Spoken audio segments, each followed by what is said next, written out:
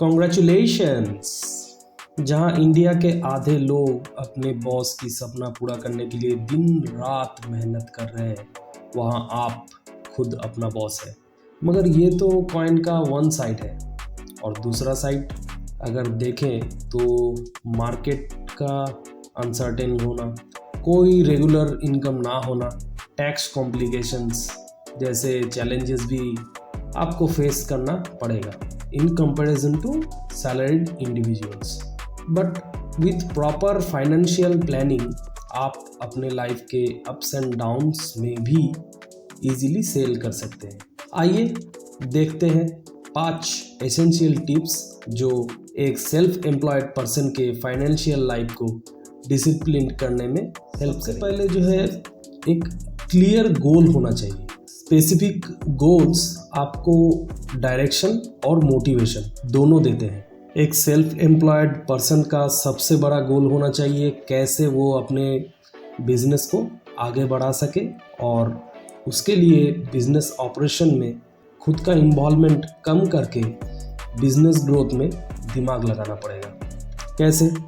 सबसे पहले bank account separate कीजिए, बिजनेस और पर्सनल अकाउंट। नेक्स्ट, गोल को कैटेगराइज कीजिए, like short term, long term, and ultimate goal है इस क्वाड्रेंट से इस क्वाड्रेंट पे पहुंचना।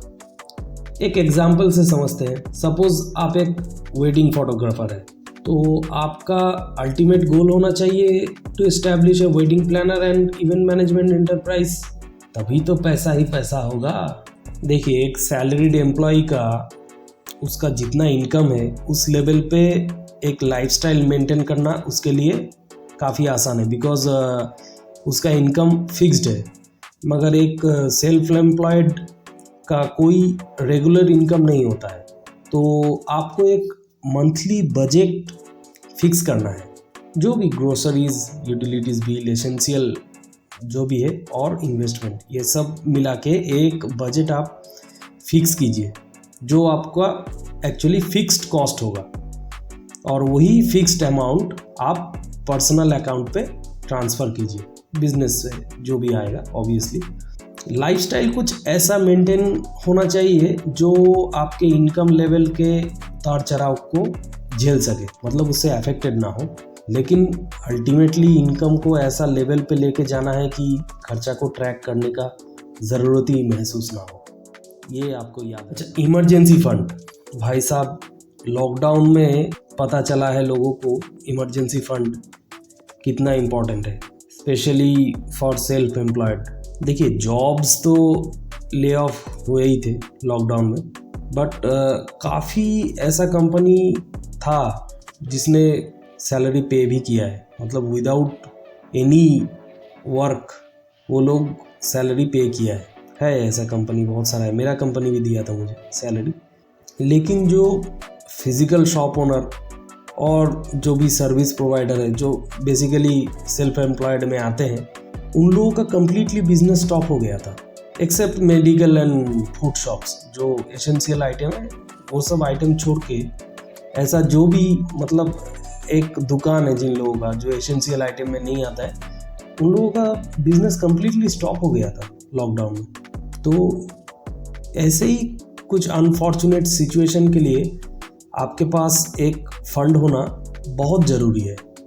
मतलब कम से कम 6 महीने आपको कोई फ़र्क नहीं पड़ना चाहिए in case of lockdown situation, और आपका बिजनेस बंद हो गया, ऐसा कोई सिचुएशन, अनफॉर्चुनेट सिचुएशन के लिए। अच्छा, ये आप जमा कहाँ पे करेंगे? मेरा रिकमेंडेशन है आप कोई भी स्मॉल फाइनेंस बैंक देख लीजिए, आपका जो भी मर्जी हो, उस स्मॉल फाइनेंस बैंक में आप एफडी कर दीजिए, सबसे बेस्ट है। स्मॉल फाइनेंस बैंक क्यों? इसलिए बिकॉज उसमें थोड़ा इंटरेस्ट ज़्यादा मिलता है एफडी में। वैसे नेशनल बैंक भी है, उसमें भी किया जा सकता है, कोई इशू नहीं है, बट उसमें थोड़ा 1%, 1.5% इंटरेस्ट ज़्यादा है। अच्छा, इन्वेस्टिंग फॉर फ्यूचर, ये तो बहुत ही इम्पॉर्टेंट है आज के डेट में, खास करके। पहले उतना इम्पॉर्टेंट नहीं था, क्योंकि आदमी जो है एस्पिरेशनल लाइफ नहीं लीड कर रहा था, आदमी एक फ्रूगल लाइफ लीड कर रहा था। लेकिन अभी जो है, अभी बहुत सारे एस्पिरेशंस है, उसी हिसाब से गोल्स भी रहेंगे सभी के। तो सभी चीज़ के लिए पैसा तो चाहिए। As a self employed individual आप ही रिस्पॉन्सिबल हैं आपके फाइनेंशियल फ्यूचर के लिए। तो हमेशा आप स्मार्ट इन्वेस्टमेंट डिसीजन लीजिए आपके बिजनेस पॉइंट ऑफ व्यू से, और आपके रिटायरमेंट कॉर्पस के लिए जो भी गोल्स आपने डिसाइड किए हैं उसके अकॉर्डिंग आपका जो इन्वेस्टमेंट है वो होना चाहिए। एक स्मॉल इन्वेस्टमेंट से चालू कीजिए, उसके बाद धीरे धीरे जैसे ही आपका इनकम ग्रो करता है आप भी इन्वेस्टमेंट ग्रो कीजिए। कोई भी म्यूचुअल फंड हो, स्टॉक्स में भी देख सकते हैं। अगर इनफ मनी है तो real estate is always a evergreen option. जैसा आपका रिस्क टॉलरेंस है और जैसा फाइनेंशियल गोल है उसी हिसाब से आप जो है थोड़ा थोड़ा करके ग्रेजुअली इंक्रीज करते हुए अपना इन्वेस्टमेंट कीजिए। फैमिली इंश्योरेंस ये एक बहुत बड़ा मुद्दा है कोई भी मिडिल क्लास के लिए। सैलरीड एम्प्लॉय को मिल जाता है और कुछ कुछ कंपनी तो पेरेंट्स को भी इंक्लूड कर देते हैं, लेकिन एक सेल्फ एम्प्लॉयड के लिए ऐसा तो है नहीं। ये एक DIY सर्विस है। तो एक मेडिकल इंश्योरेंस एंड एक टर्म इंश्योरेंस ज़रूर होना चाहिए, क्योंकि एक मेडिकल बिल आपको गरीबी रेखा के नीचे लाने के लिए काफ़ी होता है। तो दिमाग चलाने के लिए चीज़ें कंट्रोल में रहना बहुत ज़रूरी है।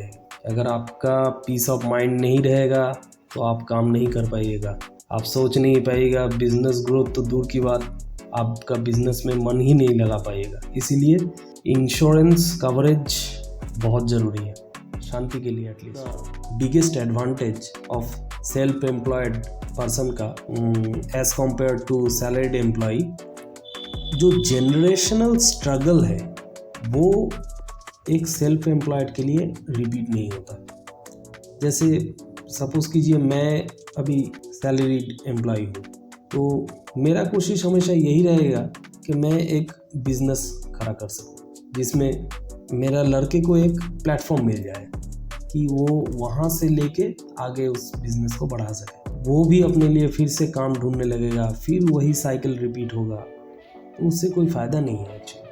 तो इसी तरह एक बिज़नेस को आपको इस्टेब्लिश करना है और नेक्स्ट जनरेशन का हाथ में उसको दे देना है। ये 5 essential points for financial planning India की सेल्फ एम्प्लॉयड यूथ के लिए।